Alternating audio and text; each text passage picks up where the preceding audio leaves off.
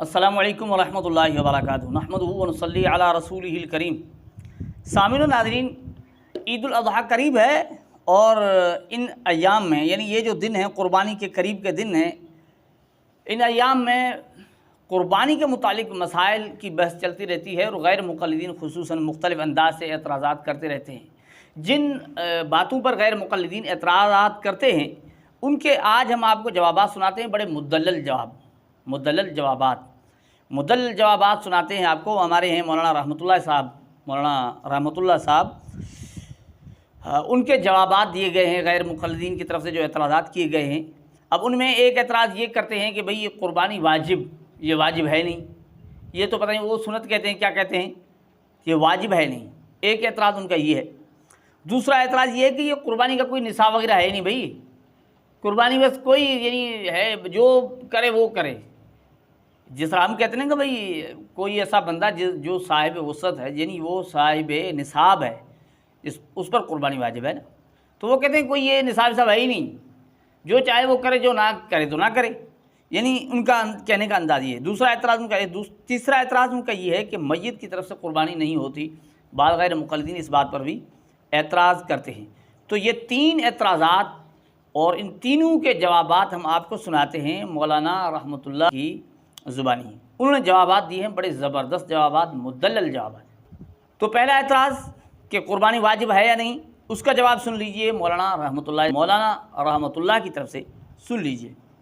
अस्सलाम रहमतुल्लाहि व बरकातुहू। मोहतरम, आपने गैर मुक़ल्लिद की वॉइस भेजी है जिसमें वो कह रहे हैं कि क़ुरबानी करना ये वाजिब नहीं है और कहते हैं कि इस पर कुरान और सुन्नत में कोई दलील नहीं है वजूब पर।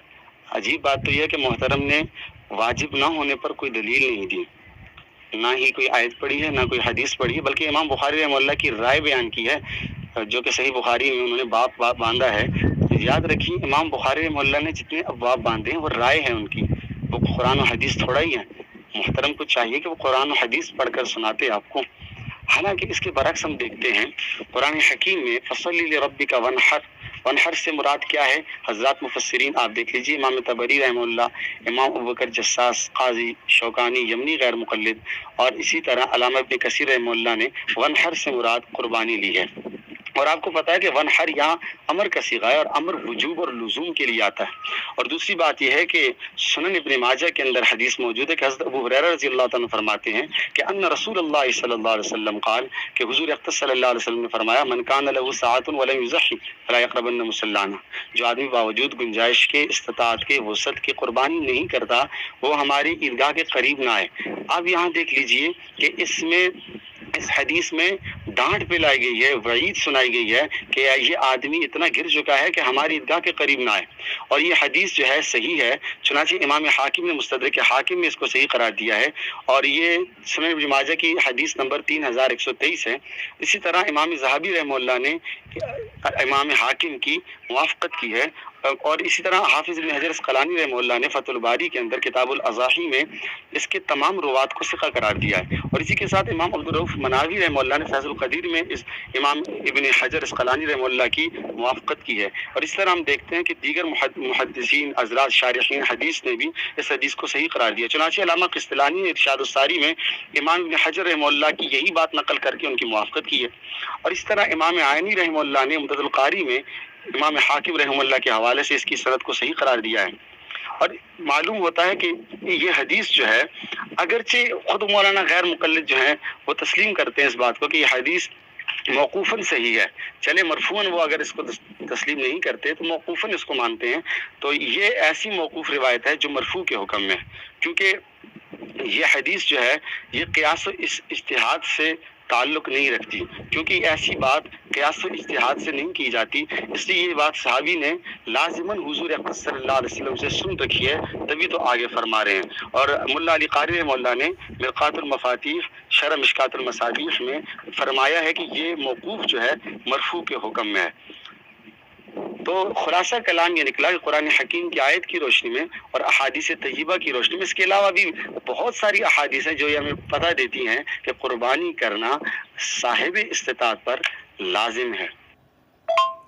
اور اسی کے ساتھ ساتھ محترم اگر واجب کی تعریف کریں تو زیادہ اچھا رہے گا، کیونکہ جس اسکول آف تھاٹ سے ہم تعلق رکھتے ہیں فقہ حنفی سے، اس میں تو فرض، واجب، سنت موقدہ، غیر موقدہ، مستحب، مباح، ایک ایک چیز کی تعریف موجود ہے، لیکن غیر مقلدین کے ہاں اس حوالے سے کوئی قرآن و سنت سے کوئی فرمان نے آج تک ہمیں سنایا نہیں کہ فرض کسے کہتے ہیں، واجب کسے کہتے ہیں، سنت تاکیدی کسے کہتے ہیں۔ یہ فرق جو ان کے درمیان ہے، اس کی وضاحت اگر قرآن و سنت سے کر دی جائے تو زیادہ بہتر رہے گا، ہو سکتا ہے کہ صحیح معاملہ حل ہو جائے۔ تو ناظرین کرام، یہ پہلا اعتراض جس کا جواب آپ نے سنا، بڑا مدلل جواب تھا مولانا رحمۃ اللہ کی طرف سے، جو مولانا رحمۃ اللہ صاحب ہیں۔ اچھا، دوسرا اعتراض ان کا یہ ہے کہ قربانی کا نصاب کوئی نہیں، یہ نصاب تو انہوں نے اپنی طرف سے بنایا ہوا ہے، نصاب کوئی نہیں ہے ہی کوئی نصاب نہیں، جو کرے جو نہ کرے۔ تو اس کا جواب سن لیجئے، بڑا زبردست جواب دیا مولانا رحمۃ اللہ صاحب نے۔ ان غیر مقلد صاحب نے یہ کہا ہے کہ شریعت نے قربانی کے نصاب کے لیے کوئی مقدار متعین نہیں کی، حالانکہ حدیث کا طالب علم جو تمام احادیث پہ نظر رکھتا ہو اور کوشش کرتا ہو تو اس کے لیے شریعت میں صاحب حیثیت، صاحب گنجائش، وسعت والا آدمی، کیونکہ حدیث میں من کان لہ ساعۃ کے الفاظ ہیں، تو گنجائش والے آدمی کے لیے ہم دیکھتے ہیں شریعت نے کم از کم سنن ابی داؤد حدیث نمبر 1573 ہے، اور اس میں صاحب وسعت آدمی کو آشکارا کیا گیا ہے۔ چنانچہ جس کے پاس 7.5 تولے سونا ہو، 52.5 تولے چاندی ہو، تو وہ آدمی صاحب حیثیت ہے، اور اس حدیث کو، ابو داؤد کی اس حدیث کو غیر مقلد علماء بھی حسن اور صحیح تسلیم کرتے ہیں۔ تو کم از کم ہمیں تو یہ مل گیا ہے۔ اور خود مولانا دوسری بات یہ کہتے ہیں کہ بھئی صاحب استطاعت آدمی وہ ہے جس کے گھر میں جانور ہو اور وہ ذبح کر دے، یہ بھی اپنے پیٹ سے بات کر رہے ہیں۔ بھئی اگر آپ صاحب استطاعت کو بیان کر رہے ہیں تو اس کے لیے قرآن کی آیت، کوئی حدیث تو بیان کیجیے۔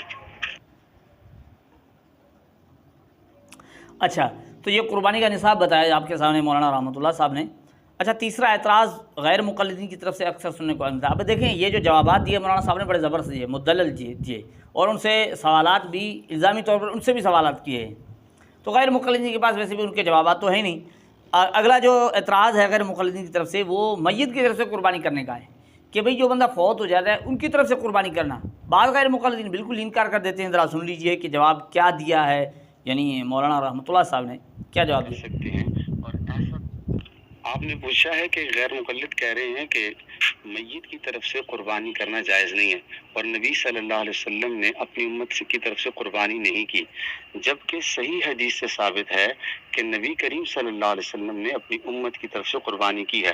چنانچہ سنن ابن ماجہ حدیث نمبر 3122 ہے، حضرت ابو ہریرہ رضی اللہ تعالیٰ روایت کرتے ہیں کہ نبی صلی اللہ علیہ وسلم نے 2 مینڈے خریدے، فذبح احدہما عن امتہ، ایک کو اپنی امت کی طرف سے ذبح کیا، لمن شہید للہ بالتوحید وشہید لہ بالبلاغ، وذبح الآخر عن محمد وعن آل محمد صلی اللہ علیہ وسلم، ایک مینڈا اپنی امت کی طرف سے ذبح کیا اور دوسرا محمد اور آل محمد کی طرف سے ذبح کیا ہے۔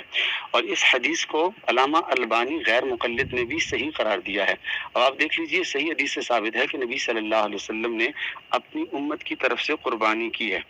باقی وہ غیر مقلد ایک حدیث کوٹ کر رہے تھے کہ نبی صلی اللہ علیہ وسلم نے امت کے لیے قبولیت کی دعا کی ہے۔ یہ بات ٹھیک ہے کہ نبی صلی اللہ علیہ وسلم نے دعا کی ہے، جیسا کہ صحیح مسلم میں ہے کہ اللہم تقبل من محمد و آل محمد۔ دیکھیں، ان چیزوں میں کوئی تعارض نہیں ہے۔ نبی صلی اللہ علیہ وسلم نے امت کی طرف سے قربانی بھی کی ہے، ساتھ دعائیں بھی دی ہیں۔ تو جہاں قبولیت کی دعا ثابت ہے، وہیں امت کی طرف سے ذبح کرنا بھی ثابت ہے۔ اور اسی حدیث کے تحت اگر آپ جامع ترمذی میں دیکھیں گے، امام ترمذی رحمہ اللہ نے لکھا ہے کہ اس پر امت کے علماء کی رائے ہے کہ میت کی طرف سے قربانی کرنا جائز ہے۔ تو بہت سارے حضرات نے، خود علامہ ابن تیمیہ رحمہ اللہ نے اپنے مشہور فتاوی مجموع الفتاوی جلد 26 صفحہ 306 پر لکھا ہے، آپ فرماتے ہیں کہ مرحومین کی جانب سے قربانی کرنا افضل ہے۔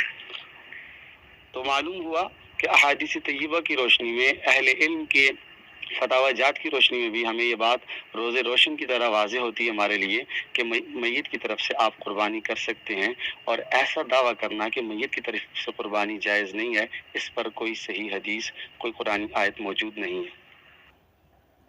تو ناظرین کرام، یہ اعتراضات تھے غیر مقلدین کے، اور ان کے جوابات آپ نے سنے مولانا رحمۃ اللہ صاحب کی زبانی۔ بڑے زبردست جوابات تھے اور مدلل تھے۔ اچھا، اب رہی وہ بھینس کی قربانی والا مسئلہ، تو اس پر تو ہماری ویڈیوز موجود ہیں چینل پر، آپ نے دیکھی ہوں گی، اور غیر مقلدین کے خود علماء کا اعتراف بھی موجود ہے۔ ضرورت پڑی یا وقت نے اجازت دی تو انشاءاللہ اور ویڈیوز بھی اس سلسلے میں آتی رہیں گی۔ اللہ جل جلالہ ہمیں ان غیر مقلدین کی حقیقت کو سمجھنے کی توفیق عطا فرمائے۔